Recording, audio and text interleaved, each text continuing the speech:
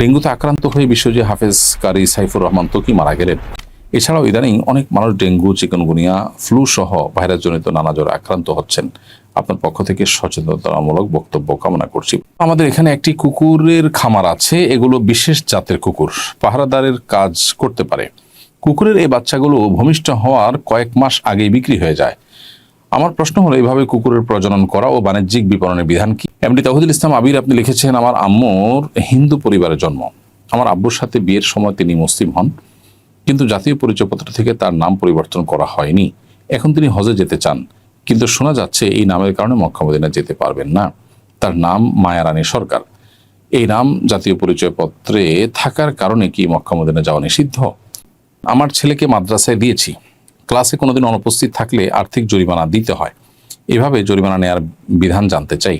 এরপরে প্রশ্ন হলো, আমি আমেরিকা একটি চার্চ পরিচালিত ফ্রি সেলাই ক্লাসে যাই। ক্লাস হয় চার্চের উল্টো দিকে একটি কফি শপে। মাঝে মাঝে খাবারের জন্য চার্চের ভবনের ভেতরে যাই, তবে মূল উপাসনা স্থলে কখনো যাইনি। শুধু ক্লাসরুম ও খাবারের জায়গায় যাই, সেখানে ধর্মীয় আলোচনা হয় না। এভাবে খাওয়ার জন্য চার্চের ভেতরে প্রবেশ করা কি আমার জন্য জায়েজ হবে? ডেঙ্গুতে আক্রান্ত হয়ে বিশ্বজয়ী হাফেজ কারি সাইফুর রহমান ত্বকী মারা গেলেন। এছাড়াও ইদানিং অনেক মানুষ ডেঙ্গু, চিকুনগুনিয়া, ফ্লু সহ ভাইরাসজনিত নানা জ্বরে আক্রান্ত হচ্ছেন। আপনার পক্ষ থেকে সচেতনতামূলক বক্তব্য কামনা করছি। প্রথমে আমরা বিশ্বজয়ী হাফেজ কারি ত্বকী, যিনি তিনবার বিশ্বজয়ী হয়েছেন, বিভিন্ন দেশে হিফজুল কোরআন কম্পিটিশনে তিনি মুকুট ছিনিয়ে এনেছেন বাংলাদেশে। এরকম একজন টকবগের তরুণ তিনি ডেঙ্গুতে মারা গেছেন। আল্লাহ তাআলার কাছে দোয়া করি, আল্লাহ তাআলা তাকে উত্তম বিনিময় দান করুন, মাগফিরাত নসিব করুন এবং তার ভুল ত্রুটিগুলোকে আল্লাহ তাআলা ক্ষমা করুন।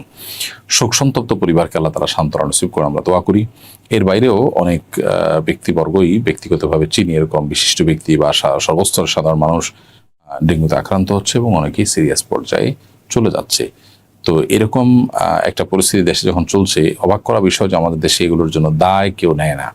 অথচ আমাদের দেশের স্বাস্থ্য বিভাগ আছে, স্বাস্থ্য উপদেষ্টা আছেন, স্বাস্থ্য বিভাগে অনেক খরচ হয়। সেখানে মানুষ এই যে ডেঙ্গুর সমস্যায় আজ বহু দিন ধরে তারা ভুগছে এবং একের পর এক মানুষ মারা যাচ্ছে হসপিটালে, জাস্ট নিউজ হচ্ছে, অনেকগুলো নিউজও হচ্ছে না। এরকম একটা দায়সারা ভাবে আমরা আমাদের দেশটাকে পরিচালিত হতে দেখছি। দীর্ঘদিন ধরে এই কালচার চলছে। পৃথিবীর কোনো সভ্য দেশের সম্ভবত এটা সম্ভব না যে এতগুলো মানুষের তাজা প্রাণ চলে যাবে এবং এটার জন্য কেউ দায় নিবে না, কেউ কারো ত্রুটি স্বীকার করবে না, কেউ কারো ব্যর্থতা স্বীকার করবে, এটা বোধহয় কোথাও হয় না।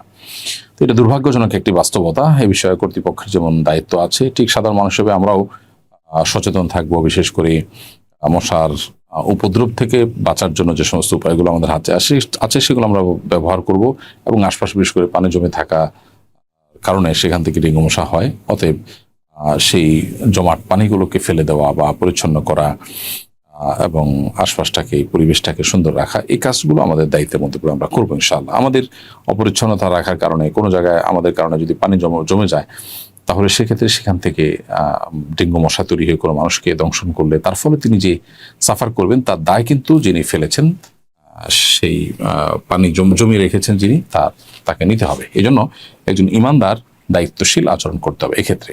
আমাদের এখানে একটি কুকুরের খামার আছে। এগুলো বিশেষ জাতের কুকুর, পাহারাদারের কাজ করতে পারে। কুকুরের এই বাচ্চাগুলো ভূমিষ্ঠ হওয়ার কয়েক মাস আগেই বিক্রি হয়ে যায়। আমার প্রশ্ন হলো, এইভাবে কুকুরের প্রজনন করা ও বাণিজ্যিক বিপণনের বিধান কি এবং ভূমিষ্ঠ হওয়ার আগেই বিক্রি করার বিধান কি?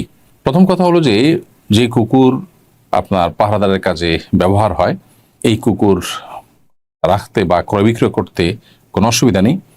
অতএব এমনিতেই কুকুর প্রজনন এবং বিপণন এটি নাজায়েজ কোনো কাজ নয়। তার বাইরে ভূমিষ্ঠ হওয়ার আগে যে বিক্রি করা হয় সেটা অবশ্য শরীয়ত দৃষ্টিকোণ থেকে জায়েজ নয়। নবী সাল্লাল্লাহু আলাইহি ওয়াসাল্লাম যেটা আমাদের হস্তগত হয়নি এখনো, সেই জিনিসটি বিক্রি করতে নিষেধ করেছেন। অতএব সেই জায়গা থেকে ভূমিষ্ঠ হয়নি সেই বাচ্চা, অর্থাৎ গর্ভে থাকা বাচ্চা, এটি বিক্রি করা জায়েজ নয়। এমডি তাওহিদুল ইসলাম আবির আপনি লিখেছেন, আমার আম্মুর হিন্দু পরিবারে জন্ম। আমার আব্বুর সাথে বিয়ের সময় তিনি মুসলিম হন, কিন্তু জাতীয় পরিচয়পত্র থেকে তার নাম পরিবর্তন করা হয়নি। এখন তিনি হজে যেতে চান, কিন্তু শোনা যাচ্ছে এই নামের কারণে মক্কা মদিনা যেতে পারবেন না। তার নাম মায়া রানী সরকার। এই নাম জাতীয় পরিচয়পত্রে থাকার কারণে কি মক্কা মদিনা যাওয়া নিষিদ্ধ? প্রথম কথা হলো যে কোনো মানুষ যদি মসজিদ থেকে ইসলামে চলে আসেন, শিরক থেকে ইসলামে চলে আসেন, তাহলে সেক্ষেত্রে তিনি মক্কা মদিনা যেতে পারবেন। তার নাম যদি পরিবর্তন নাও করা হয়, সেটা দৃষ্টিকোণ থেকে মক্কা মদিনা যেতে কোনো অসুবিধা নেই। আর যদি আপনি এখানে সৌদি গভর্নমেন্টের পলিসি জানতে চান, কিংবা তাদের ভিসার পলিসি অনুযায়ী নাম পরিবর্তন না করলে তিনি ভিসা পাবেন কিনা, যেতে পারবেন কিনা, সেটা যদি আপনি জানতে চান, তাহলে এ বিষয়ে সংশ্লিষ্ট যারা বিশেষজ্ঞ আছেন তারা বলতে পারবেন। তবে আমি আমার অভিজ্ঞতা এবং কমন সেন্স থেকে বলছি যে কেউ যদি কারোর ধর্ম পরিবর্তন করেন, এফিডেভিট করে থাকেন, তাহলে সেক্ষেত্রে তার কাগজে পত্রে, তার এনআইডিতে বা তার এনআইডির তথ্যে কিংবা তার পাসপোর্টে বিভিন্ন জায়গাতে তার রিলিজিয়ন পরিবর্তন হয়ে মুসলিম চলে আসার কথা, এবং সেটাই তার হজের ভিসা, ওমরার ভিসা পাওয়ার জন্য যথেষ্ট। সো এই নামের কারণে তিনি প্রতিবন্ধকতা সৃষ্টি বা মুখোমুখি হবেন এমনটি আমার মনে হয় না। তারপরও এ বিষয়ে যারা এক্সপার্ট আছেন, বিশেষ করে এজেন্সির লোকজন আছেন যারা ভিসার কাজ করেন, তারা আরও ভালো বলতে পারবেন, আপনি তাদের সাথে যোগাযোগ করতে পারেন। তবে শরিয়ার দৃষ্টিকোণ থেকে আপনার মায়ের এই নামটি থাকার কারণে তিনি মক্কা মদিনা যেতে কোনো প্রকার অসুবিধা আছে অথবা মাসালাগতভাবে কোনো বাধা আছে, ব্যাপারটি সেরকম নয়।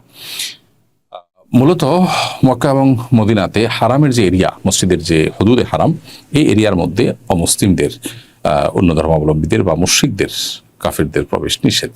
সেই জন্যই হয়তো এই প্রশ্নটি আপনার মধ্যে এসেছে।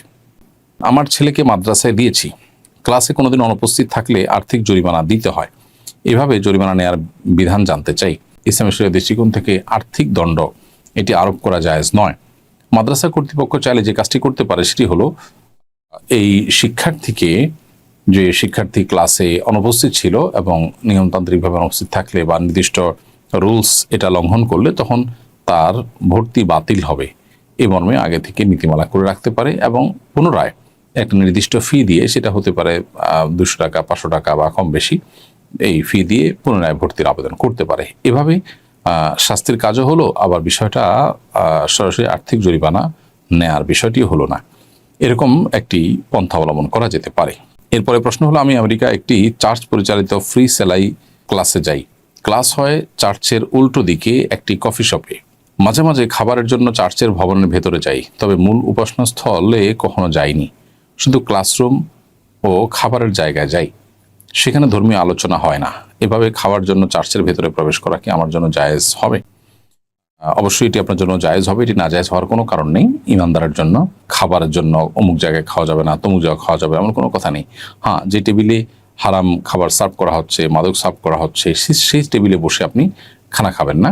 এর বাইরে যে কোনো জায়গায় ইমানদার খেতে পারে।